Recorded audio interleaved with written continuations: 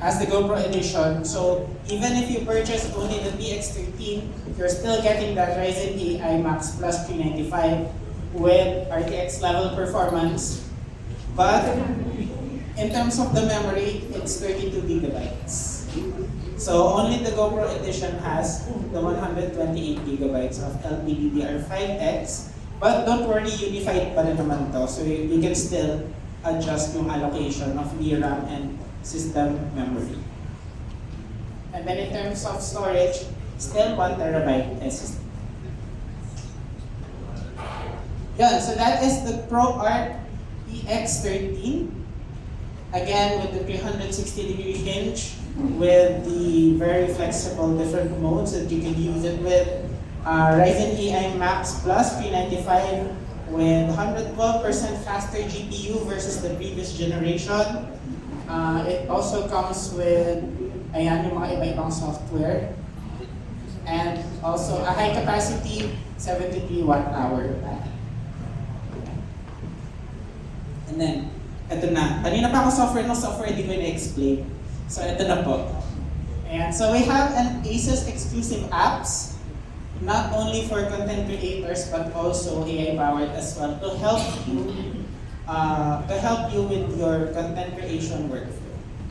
So kami kasi sa Asus, we like to mention AI a lot. I'm sure meron dito sa inyo pag nag-product launch kami nagbibilang na AI. Sinabi niya 15 times in the span of a single product. Ayan. So, we like AI but at a certain point. So, we don't want AI to be super influencing the final result. We just want it to make the creation process easier. Make the content creator workflow easier. So that is why we have these software, particularly StoryCube and Ustream, that really help you with, for example, organizing your files or categorizing different images and videos, and also helping with the ideation process. So let's start with StoryCube. You guys are familiar already with this, given that si ProArt was here around 2 years ago. But still, we also introduced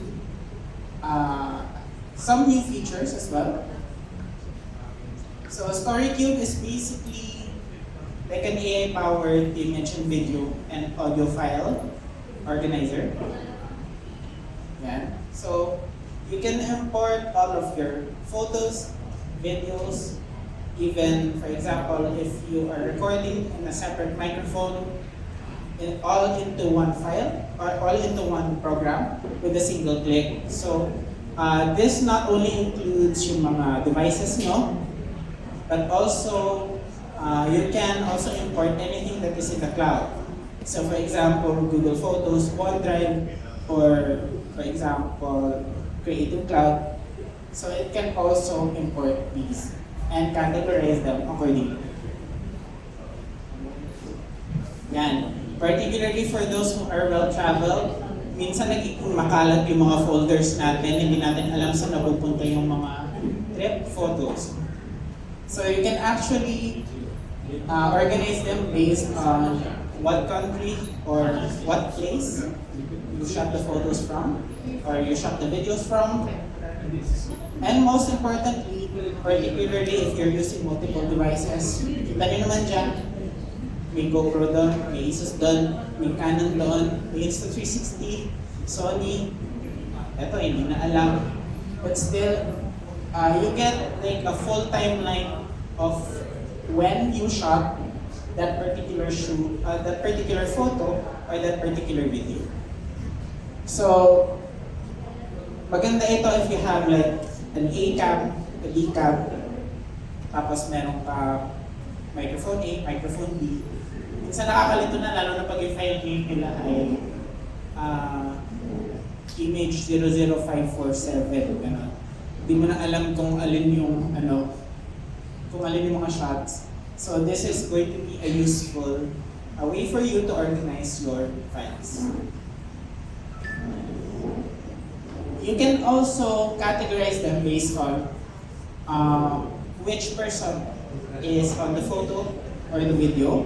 So for example, if you click Alan over here, lahat ng photos and videos na nandun si Alan, ilitaw. And also, you can categorize them by scene. So for example, gusto mo mag-post ng mga beach photos, pero yung huling beach photo mo ay noong January pa. Tapos yung kasunod na 2023 pa. So with this one, you can easily categorize them. And all of your different, let's say, beach photos, maybe photos of your pets, photos of when you were hiking, action shots, lahat yan dito dyan. You can also create siguro mga reels of all of your content. If you just want something quick to post on social media, you can quickly generate it here. But if you want to create siguro something a bit more involved, you can also automatically drag and drop your files and get content creators as well.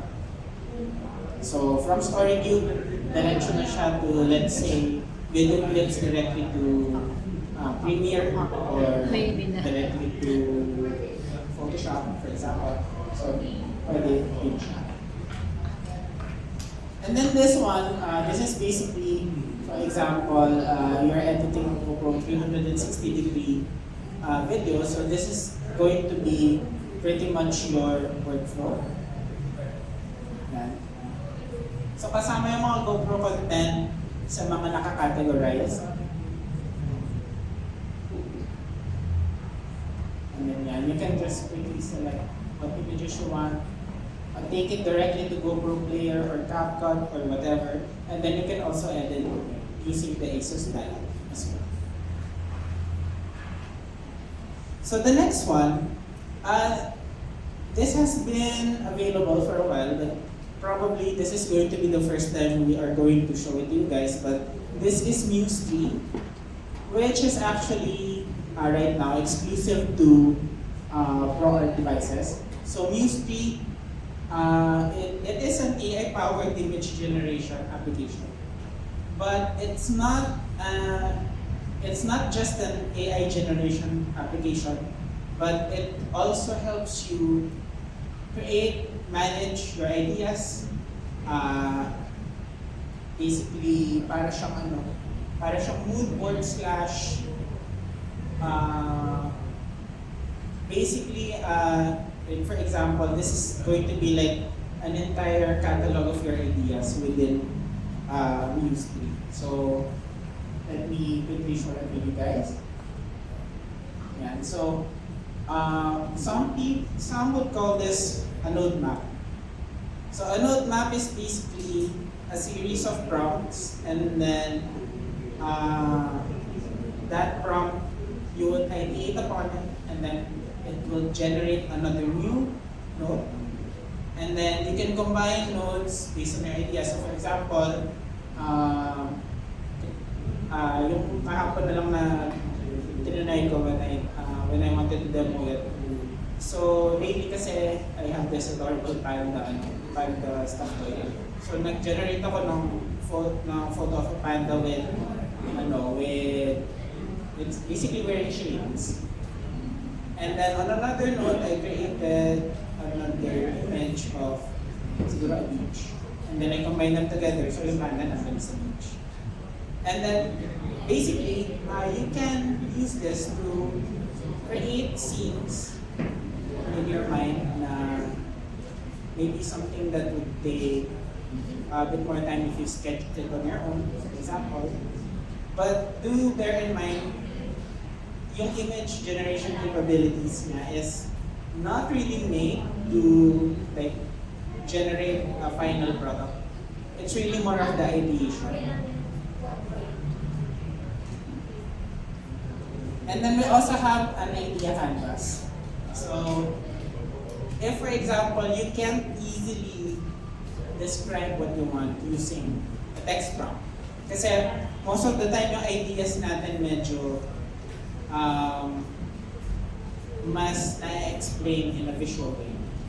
So you can sketch it out, and then you can put maybe a quick description on the text prompt. So you don't have to describe the whole thing. You can use a sketch. So, like for example, this is a Pro RTX 13, and the P16 also supports yung pieces pa natin. So we can do sketch, and then you can put a quick text prompt, and it will generate that particular image for you. And then you can basically save all of your generated artwork. So this is stored only on the device. So you're not uploading, even though it is AI generated, syempre, you don't want to upload or randomly give access to your generated artworks to like, a random server na siguro baka i-feed nila sa sa AI learning software. So all of this is stored only on your storage.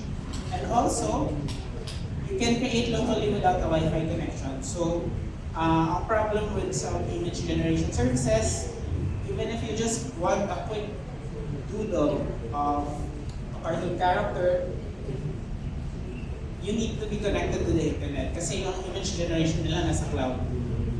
So for this one, it's also unlimited and free for infinite generation. So you don't need to count tokens or wait for that cloud server to generate that image for you. So it already uses the GPU inside of the ProArt, whether it's the P16, the PX13, or the GoPro Edition.